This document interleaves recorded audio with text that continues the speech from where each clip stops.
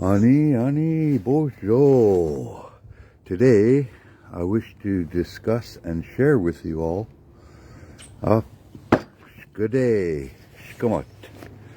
Shkode Oshka Bewis Shkamot. And this is called a fire helpers, firekeepers, what's inside my shkamot, inside my bag. This is what I take out with me whenever I do sacred fires, and I thought maybe you guys can pick up a tip or two, eh? So the first thing I want to introduce you to is safety. Move that there. You have to have gloves, good strong gloves, and I like these ones because they're insulated. I added some grommets so I can hook them onto my clothes, and they have insulation, good insulation. So it's really important to have that. Having just leather, they get like real hard, eh? But with the insulation, it's really nice on the hands, I'm telling you. And they handle fire real good. So look at getting some gloves for your fire keeping. We'll put these over here for now. Next thing, I have two. I always carry a double mukwan. The reason being so is because there's always going to be somebody there at the fire who I could share tips and tricks with, and I like them to join me, eh? I like them to participate in fire making, in sacred fire keeping. So this is one I traded with my brother, Mr. Robert, and he got a brand new one, and I touched it up. I gave it a 90-degree edge using a file, and this is a little pocket neck knife, specifically designed for the neck. You can use this too as a neck knife too, eh? It's a little much bigger. And with these, I add in a ferro rod. So I'll give you a little show and tell. You take the back, angle it, and pull. Works really good. And then there, get the kids to try it. Angle it and pull. There you go. Whoops, dropped it. So, have a couple of good knives. A little bit of cloth to clean your knife after, because after you use it, you get a little bit of stain from the ferro rod. So you just take out your cloth. Keep your knives, try to touch up your knives as much as you can. It's really important to maintain them, eh? You don't want to work with a dull, or you don't want to work with a dull, dirty knife, eh? Okay, so there you go. Got this one. So we got knives, that's covered. We got a ferro rod. You can add, all I did was put some grommet tape here, not grommet, Gorilla tape, and a marker tube. And that's it, with a Ranger band, elastic band. So that's our knives. We got safety, we got knives. Another tool, you got to collect wood, processed wood. So I recommend to everybody, go buy yourself a good budget blade here, folding saw. This is real budget off Amazon.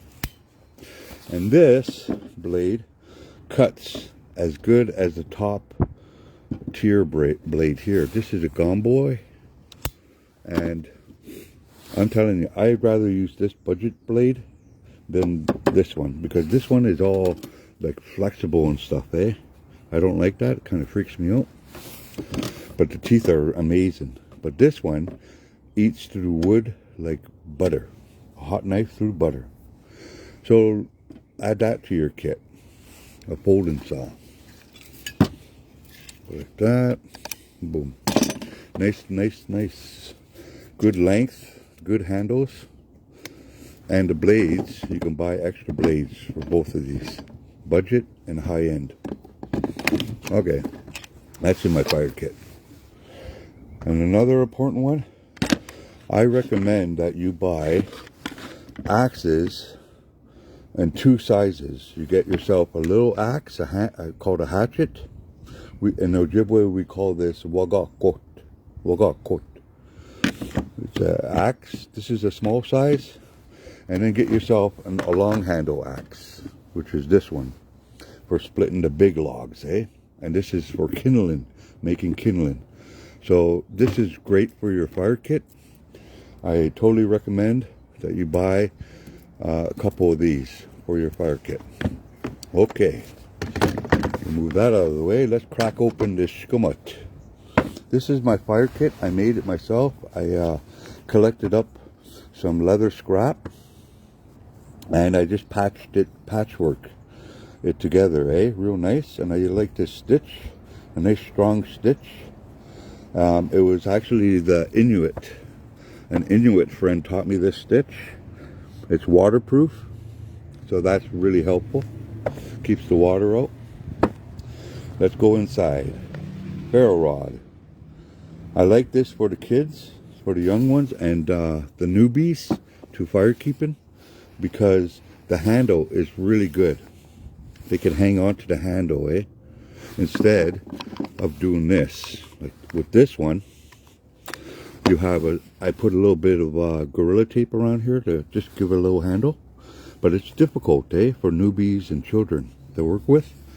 So, you got this nice handle, and whoa, you're throwing flames. The kids love it when they see those sparks, eh? They just love it. And it adds to the confidence. I can do it. I believe I can do it. Look at me, you know. So it's really good to have a good ferro rod. It could be bone, it could be resin, it could be wood, as long as it's a good handle for the kids to hold. Okay, so that's your ferro rod. Now with every fire, you gotta have what we call kindling. Not kindling, it's called, you know, it catches the fire like a bird's nest. Flash tinder, that's what we call it, flash tinder.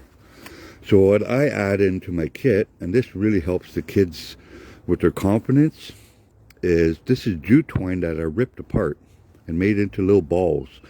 And they can make it into a nest, like that.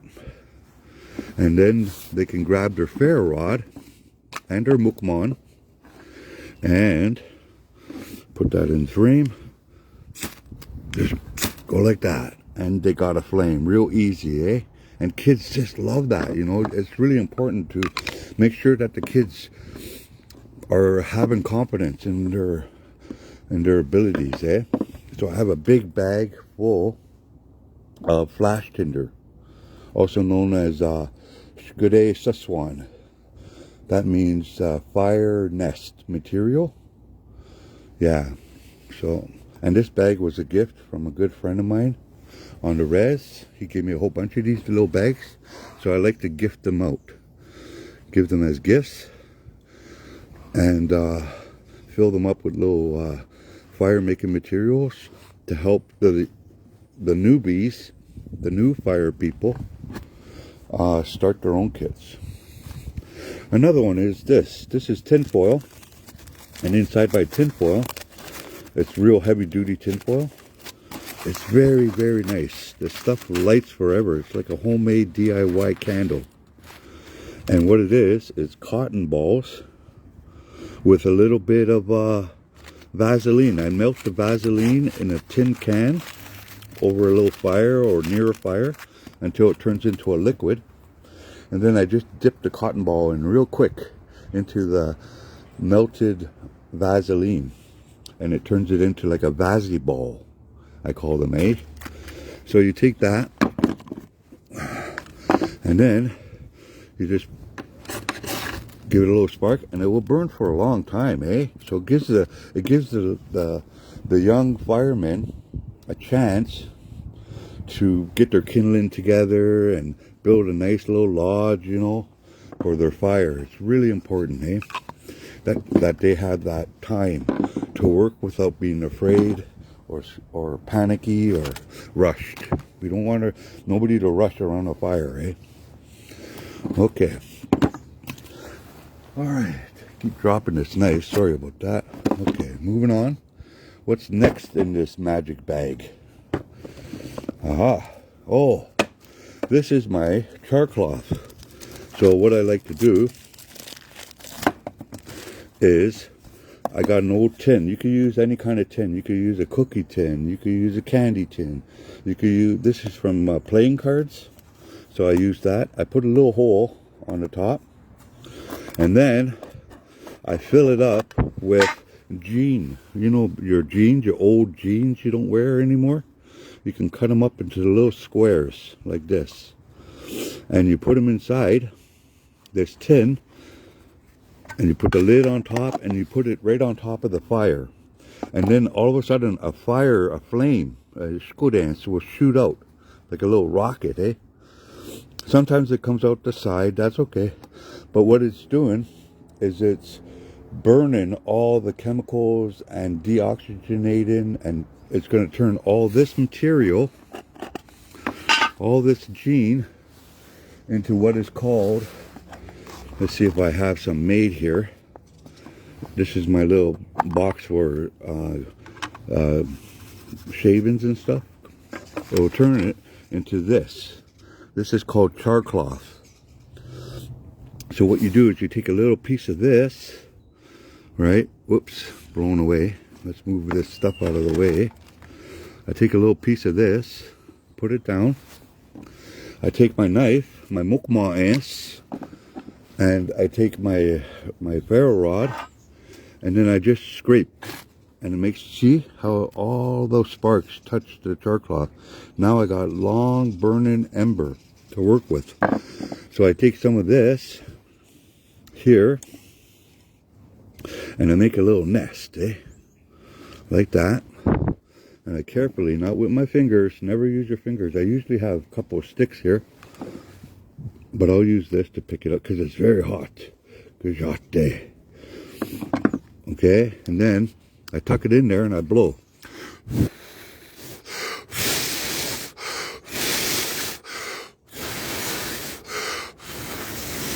And there you go.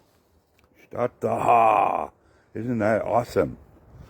And that's what we teach the kids, at the Sacred Fire here in Rama Reserve, This is part of our Sacred Fire teachings. Yeah. So that's another one, We'll let that burn down. Okay, good stuff. So that goes into my fire kit as well. I have some to make, and the kids love making. They love seeing this material turn into this, and it can make fire. And this is the best material to use on a wet day, on a blizzard, snowy, windy day. Way better than birch bark, believe it or not. A few days ago, I couldn't light birch bark out by the lake, Kuchiching. It was so windy and so cold, and none of my birch bark would light. So I used this, and I couldn't believe it. It just went up. The fire went up. It was awesome. It was just awesome. So from now on, I'm always going to carry these extras. So there you go. A little char cloth box, some extra, and in here I got all this little stuff: birch bark, jute twine, shavings from flowers, and cattail, and char cloth. And I just you know, when I'm walking in the bush, I'll just gather stuff up as I go, Put it in my pocket, bring it home, put it inside this box. Nice and organized, protected, won't get wet. So that goes inside. Okay, moving on. Nice, nice. We're doing good here, guys. I appreciate those that are sticking around. I like carrying these little baggies, because they waterproof everything, So in this one is more jute twine in a baggie. So that's pretty simple. And I label everything, So here it says fire starter and jute twine right there. Okay. And I'll fill this bag up, and sometimes, you know, I see other firemen, and I say, hey, you know what, let me add something to your kit. Here, take this jute twine. And they're like, oh, miigwech, Kanzee. Okay, this is called a bellow. I like the DIY bellows. You can go out and buy yourself it's called a selfie stick, and you can cut the ends off of your selfie stick and you can make one of these. And this one actually cost a lot of money, but you can actually save yourself money. And all you do is you extend it like that. This is a short one, eh? And you blow onto the coals. That way you're not putting your face into the fire. It's really important you don't burn your face. You don't injure yourself while taking care of a sacred fire. That's most important. So this is called a bellow, and you blow through here, and the air kind of does this little spiral dance inside the tube, and it shoots out, and it hits the coals, and it feeds oxygen, and you get a fire, a flame. A lot of the old timers like these, especially for the morning fire. They have coals. They had their fire burning all night. They went to sleep. They wake up and they have coals. So they blow through a bellow or a tube, and they bring their fire back to life. It's a really good tool to have. This is just a little pocket-sized one. Okay? But like I said, if you want one of these, make your own, save your money, It doesn't have to be expensive all the time.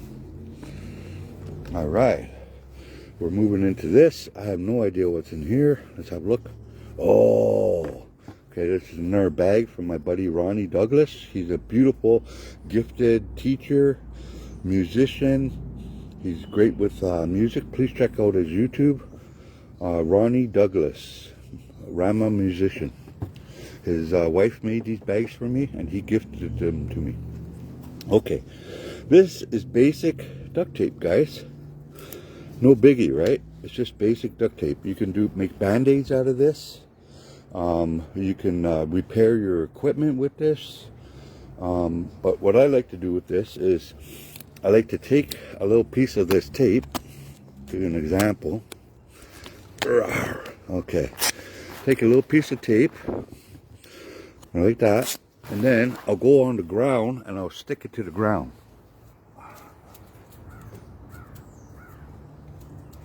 So look at see the debris I picked up?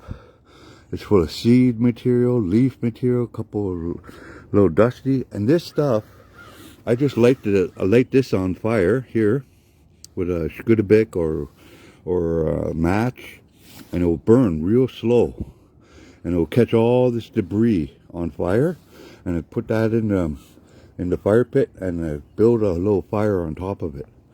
So it makes a real good fire starter. And this material, this tape, it puts out a chemical. You don't want to breathe that, eh? But it's really good for helping you collect material on the ground or off a tree or whatever, eh? You want to stick flash tinder to it. Okay, so there you go. That's an example of that. But again, band-aid material. I love this stuff for band-aids. Okay, let's move on to the next item in my fire kit. Sacred fire kit. And we got more tinder. Oh, so I call this flash tinder bag. And in here, I have a whole variety of stuff. I got more char cloth, which I showed earlier. That's a big roll of char cloth I made at the sugar bush yesterday. And these are called FIREPUCKS. If you look on my YouTube channel, you'll see how I make these. Real simple. You buy makeup pads for the woman, and you melt down some beeswax in a metal bowl or can, and then you dip them in real quick. You don't want to keep them in there. You just want to dip them in real quick. And then what happens is you take your striker. Where is that silly striker? Did I drop? Oh, here it is. Haha. You take your striker, and this is like a real long-term burning material, and it will burn like a candle. That's just a little piece, but it will burn very slow like a candle. You got lots of time to build a lodge, to gather material. Hopefully you had your material gathered, and you just build on top of this little flame. and it's waterproof. That's the best part. This jute twine is not waterproof. That's not waterproof, this stuff. But this, you can actually put this on near the water or in the rain, and it will still burn beautiful. So this is a real good material to make, called jute twine. I mean, FIREPUCKS, DIY. So we'll put these guys away. These go inside my fire bag. And you know, the kids, you know, they want to see the fire. They want to make the fire. They want to, you know, they want to create something real magical like their ancestors, eh? So having this material out for them just increases their confidence, the children's confidence, like tenfold. They're like, whoa, I did that. Whoa, you know, I could do this. And that's what we're trying to create with the little ones, right? We're trying to feed their confidence. We're trying to make them feel, you know, they can do it. They can do it. And then there you build on that, you know. We move on to the next level. Once they know how to do this, they're going to go, oh, I want to do something new. And in my fire kit, whoops, let's move that out of the way. It's a little good. Still burning on the ground. Holy mackerel. This is a tin can. I got that from the Medewan ceremonies. My buzzkin she went down to the lodge and she traveled around and she came across these beautiful tins. They sell them in the States. So I use bicycle tube, and I cut elastic bands from an old bicycle tube. And I make these elastic bands, and these things last forever. I've had these for many years, these ones. And I like the tin. So inside I put a whole bunch of different fire material. I have in here a wick. This is just basically candle wick. You know, so I want to make candles, or I want to make a small little candle. I could use this wick. I have in here a little birch bark, you know, in a cone shape, so I can carry it around. I have in here more of that Vaseline cotton balls, Vaseline balls. In here, I waterproofed my Vaseline balls. So I make the Vaseline. This is a Vaseline ball here, and I'll break it up and I'll shove it in there, inside what's this called, a straw, and I'll pinch it with my clippers. What do you call those things? Pliers. I'll heat it up I'll heat this end up with a lighter, and then I'll pinch it closed, and there you go. I have Vaseline. It's totally waterproof. And I like to put my pills in here, like, what do you call those pills? Those pain pills, Advils in here. These kind of tubes I make, because I want them to be waterproof, eh? I don't want them to be exposed to water and wreck. Of course, you got to have a lighter in your fire kit, because you never know. I have a Bic mini lighter. And all the rest is just basically more of these. And these are fun to work with because they're like little candles. You can stick them in the dirt, the sand, and just cut the top and light it, and it's like a little candle, eh? It's really nice. So this is good ideas for your kit, to add to your kit. All these little bits and bops in a nice little tin can from the USA. Miigwech buzzkin for this beautiful gift. So we'll close it up with our Ranger bands. And there you go. Next one. This is the big one. I like to overstock with my FIREPUCKS. So this is just a candy can you buy at the dollar store or Dollar Tree. And I like to use the Ranger band to keep it closed. And I take tape, Gorilla Tape, and I wrap it around, because Gorilla Tape has multi-use, eh? Multi-use on the Gorilla Tape. So I wrap it around, I label everything. And inside we got all kinds of awesome fire material that will burn a long time, make many fires. And that's all I got in this can. It's enough. And there you go. So we got this one. I like to have options. That's what it's all about. Hey guys, it's really important. Okay, let's see what else we got in this magic bag. Okay, this is the creme de la creme. This is called a Hudson Bay fire kit, brass. So on this, you have a lid, a real cool lid. I'll show this stuff after. You have the lid to the Hudson Bay. I put a little bit of tape there to protect what's underneath it. You take the cap off, and you take this off, and look what I got. I got myself a magnifying glass. So if it's a real sunny day and I don't want to use up my matches or sparking material, I can make a fire with a magnifying glass. It's called a solar fire. And I could do that with that, and burn material and start a fire that way. Or if I injure myself and I have a injury, I could see it clearer. So it's good first aid helper too, So that's that. Put that on top. Now the other part, what's inside, is my flint and steel. So here we have char cloth. Lots of nice char cloth. This stuff is magic. And we have a nice big, I have to use a big one because my hands are not I don't have Mickey Mouse hands. And I have this. See the sparks? So what I do is I'll take a little bit of this char cloth, take it here,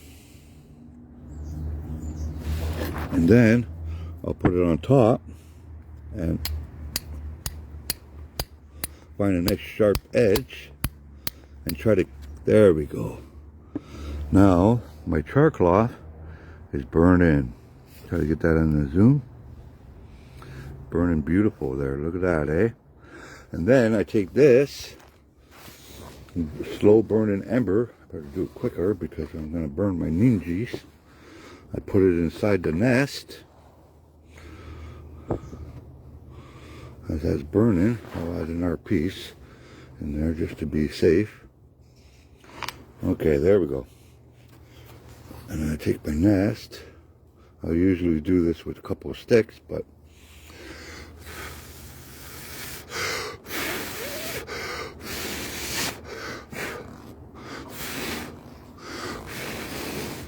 there you go. We got fire. Holy mackerel. That's the way the old timers used to do it, Oh, look at that. I even got that one caught on fire. And this one's caught on fire. I gotta make some more. Oh, and this one's caught on fire. Shut the ha. Everything's burning up on me. Move this char cloth. It's really, really flammable, this stuff. But there you have it. Pretty cool, So it's a flint.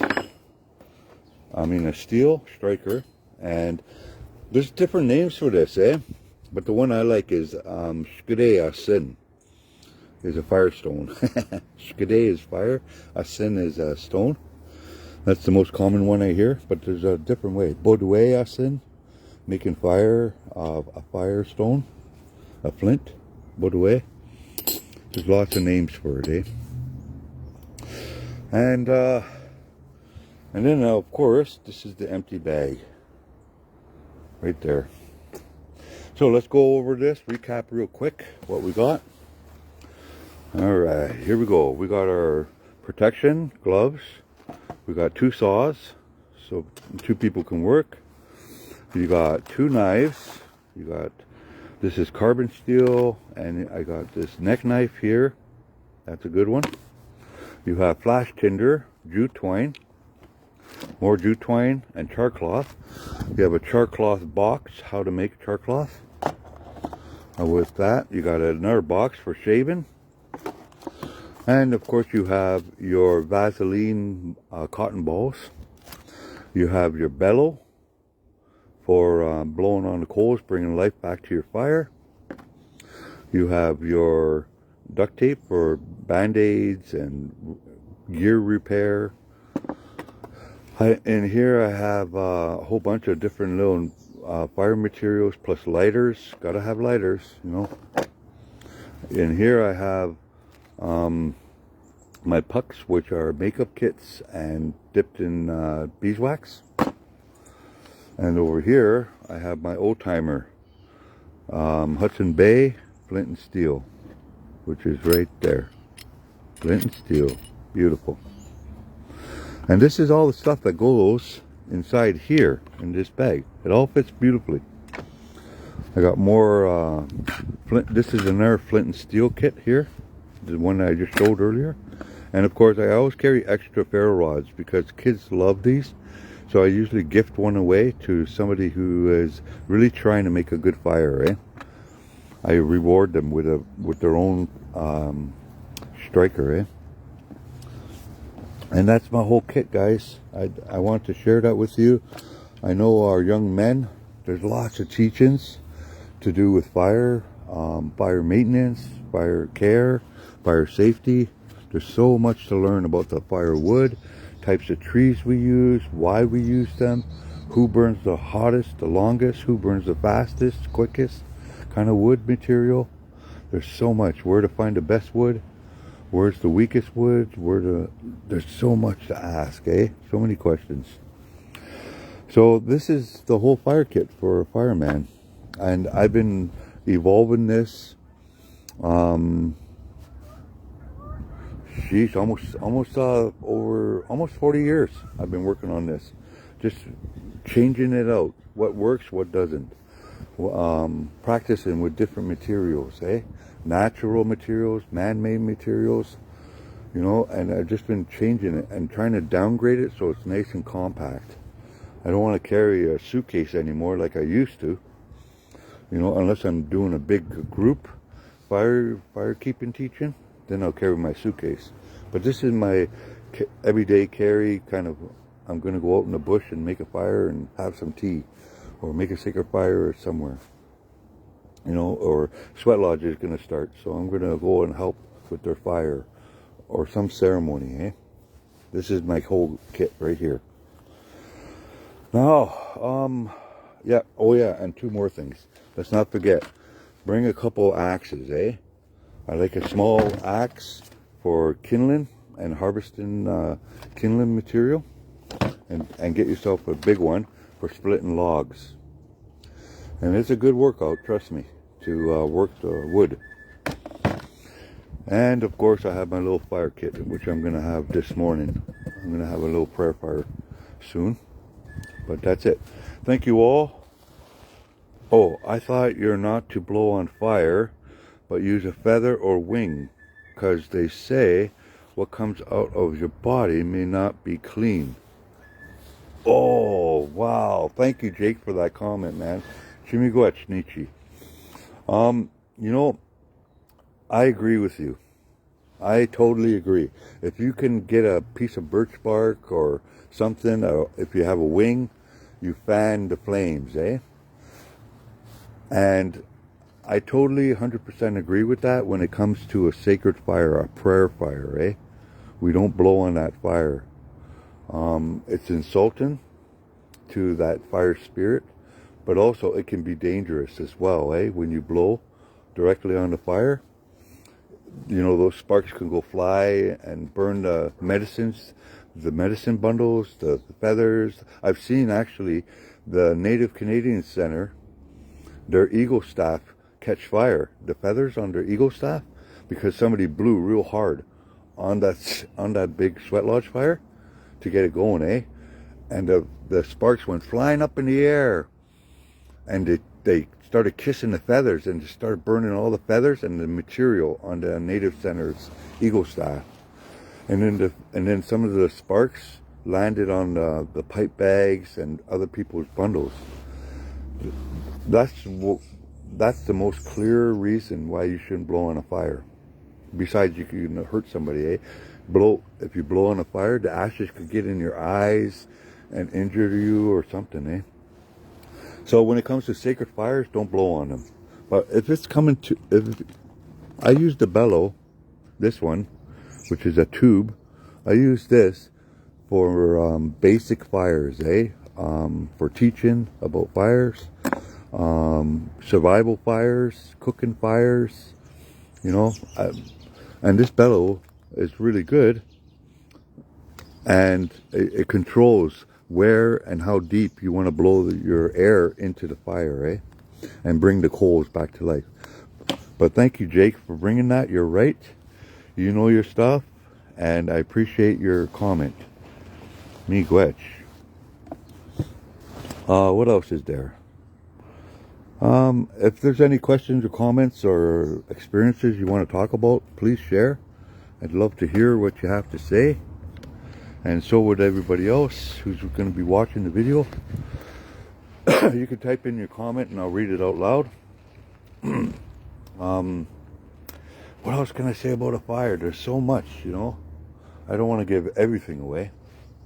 I just want to introduce the basics to you, a basic fire kit. You know, it's really important. My grandma used to say, the man goes and gets the wood. The man travels with the wood to the campsite. He transports it. The man will start the fire, but it's the woman who maintains the fire. And I was like, whoa, that's different, you know. I thought the man had to keep the fire going all the time, you know.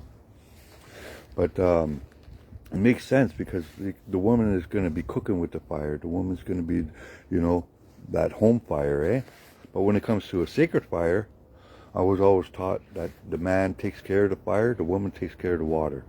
There's that balance. It's really important that we maintain a balance, So, you know, it's up to the conductor, You know, I'm always respectful. When I go to a sweat lodge, when I go to a ceremony, you know, I'm always asking, is there a certain protocol, certain way that you've been taught by your elders that you want me to do? And they will tell me, you know, don't use gasoline, don't use fire starter fluid or whatever it's called. They would say, you know, we don't use telephone poles to burn our sacred fires. We gotta reenact, reduplicate the way our ancestors did it. There's another word for that, but I don't. But that's how it works with our sacred fires. We make it as clean and as traditional as our ancestors did it. So I thought that was really good. That's good advice, I don't go into somebody's territory and just do my own thing, you know, make my own fire and cut all these trees down, or, you know, whatever, right? You know, I am respectful. I put my tobacco down on the land where the fire is. Before I even work that area, I put my tobacco and I said, Miigwech, nabakjaman nango mompia, gi bidigoshin wene, bidigoshnik wene. O min dapin maba sama gabagin namuna, nadamotion manarokoshkabe wisak kinagoje. You know, so I'm saying I come here in a good way, and I'm asking the spirits of this place to come in a good way. Gekajek minoa getchinishnavek, you know, manadok, mino ode manadok. I'm asking them, kind spirits, grandfathers, mishomisak, nokomisak, whoever's in the area, to come to witness me doing this work for them and the people and their descendants. And I put my tobacco down, and then I start to build the fire in a good way. And if I do it wrong, or I'm not doing it the way that the elder wants me to, I'll be corrected, and I won't take offense. I won't get, oh, you hurt my feelings, boo-hoo. No, ka. I'll just take it and say, okay, can you please tell me how to do this properly, the way that, you know, your territory, your people, the way you were taught. Because I don't want to make offense to nobody, I want to make everything good. I want this to be a good ceremony. So I do what I'm told, without a complaint or without whining, And then when the fire's going, I'll sit at that fire, you know, and when the elder says, Sama, they yell out Sama, I'll have my tobacco ready and I'll put it in the fire with thoughts, I'm always trying to keep my brain focused on the people that are praying. I'm always keeping my eyes open for danger or any kind of troublemakers, little mischief makers, to make sure that the people in ceremony are protected. That's the job of a fireman, It's not just sit there and make jokes and have fun, That's part of it, Us men, that's our sacred territory, is the fire. And we joke and we laugh and we have fun. But there is a limit to what we say. We don't talk about sex. We don't talk about putting down people. We don't talk bad about the dead, the ones who have passed on and journeyed. We don't spit on the fire. We don't throw garbage in the fire. Or if we have cigarettes, suck swallow one. This is what we do with our smokes. We take our cigarette, okay? So here I have a cigarette, okay? Now let's just say it's burned down, Let's just say I burned it down. And there's a little bit of butt there, ember. I will take this, I will squeeze the tobacco out and say, miigwech, asema manadoke, miigwech. Mindapin mabasema. Sometimes I'll pull the smoke on me and just say thank you. But then I'll disconnect. I'll take it apart like that. This is going into the ground, The tobacco burn. But this butt, this yucky butt that's all tar stained, this goes in my pocket. So I'll squeeze out the leftover tobacco onto the ground. And then I'll take the butt and I'll put this in my pocket. I will never throw a butt on by a sacred fire ever, or anywhere actually, because it's disrespectful to somebody's home, somebody's land, to the earth. And it's, I don't want people to see that I'm a dirty Indian or disrespectful Indian, I don't want people to think this guy is no good fireman. So there you go. Yeah. So that's a really important rule when we're around the fire, everybody has their own little quirks and twerks, when it comes to a sacred fire, we don't drink around the fire, but there are people that drink. They're gishkwebi, bungiete, only a little bit busy, a little bit tipsy, and they're attracted to that sacred fire, and they want to sit at the fire, and they want to, the light, the warmth, they feel a call into it. I'm never going to throw a drunk or intoxicated or stoned person away from the sacred fire. Never. Unless they're violent or disrespectful, then I will have to pull them away. Because I'm there to be a protector, a helper, So, I've had a few times where Nishnavik have lit up their drugs right at the fire, and I had to tell them, hey, could you, go do that outside of our circle here, the sacred fire? And they're like, oh, okay, sorry, That's the beauty about our people, They know what is sacred and what isn't. So many of them have actually just taken off, smoked their dope, and then come back and just chilled and joined the fun, joined the camaraderie. And then I've had bad experiences where the Jagannath come here and they're spitting, they're yelling, they're challenging me, It's ridiculous, And that's where I need help, to deal with these kind of people, So that's another thing to do with sacred fire. We have to keep that space clean because there's a lot of energy, a lot of healing that goes on there. There's a lot of communication between the spirit and the people, There's a lot of growth happening. There's a lot of learning and teachings happening, And there was a time, I'll tell you a story real quick, that I was told, that long time ago, our people, we had a main fire for our community. All our villages, all our tribes had a community fire. Everybody would wake up in the morning, go to the fire. The first thing, they put their tobacco down, they pray, and then they go about their work once they're done and their little visit. I was told that the Jagannath the priests, the military, the government, they saw the power of gathering, how the native people gathered around this sacred fire and how they started their day and the unity, and they wanted to break that up. They wanted the Anishinaabe people to be disconnected, divided. So they started putting ban laws on our sacred gatherings, and that started with the sacred fire, community fires. So our fires were extinguished, and there was laws about so many Indians, Anishinaabe, allowed to gather. There was like 5 people at the most. There was a law. There was an actual law stating that only 5 people at the most can gather. And this prevented us from practicing our most sacred unity ceremonies.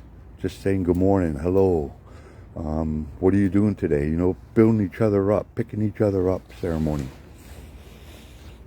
You know, and this went on for decades, long time. I was hearing some elder grandmothers talking in Rama how they used to hide their sacred fires. They used to have their little ceremonies deep in the bush before it became all fields. And they had to do their ceremonies in the bush because they didn't want to get in trouble, eh? They didn't want to get their rations cut off, or they didn't want to be ostracized or teased or whatever it was. They punished. Today, you young people today are so rich, so lucky.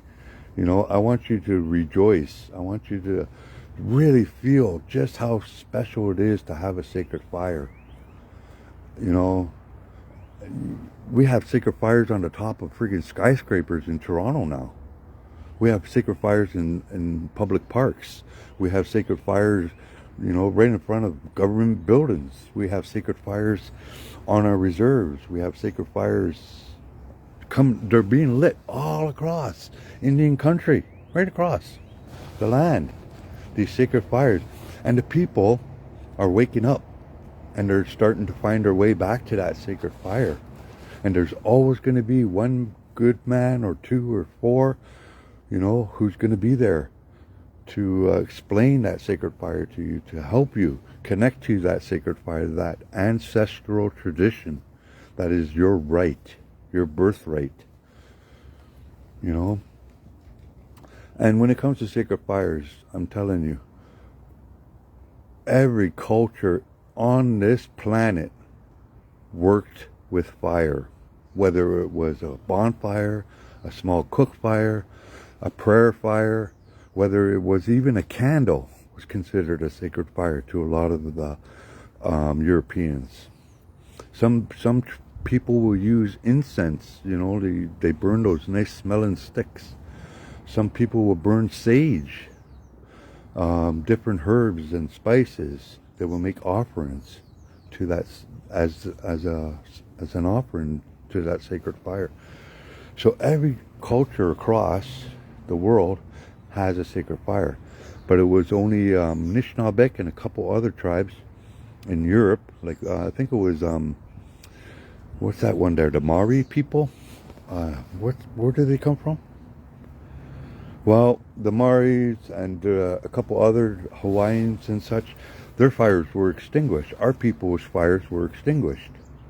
But now our fires are back, and we got to encourage our young men to come together again around the sacred fire and to joke and to teach each other and lift each other up and to support each other and share our life experiences and promote our healing, you know, our rebalancing ceremonies. You know, I go to the sacred fire and I find out so much about people, our men, how strong and gifted they are. You know, I met a fisherman, and now I can go to him and get fish anytime I want. I got that information at the sacred fire. I want to learn the language, and there's a couple of elders, grandmothers and grandpas and aunties, and you know, and they're all speaking the language. So I join in and I get their phone number, their contact information, and they, you know, now I'm picking up even brand new words I've never learned before, or I'm getting my language reaffirmed inside of me. My language is a form of fire, a sacred fire, and I got to keep it alive. Keep feeding it good kindling, good material, natural. That's how I feel with my language. It's healing, it renews and reaffirms my identity as a good human being and my connection to my ancestors.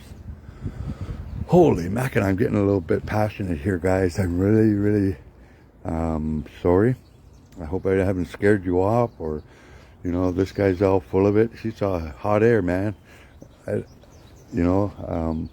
just love talking about our culture. I love sharing what I know and what I've experienced and what I've witnessed. And it's all beautiful, you know. It's all beautiful.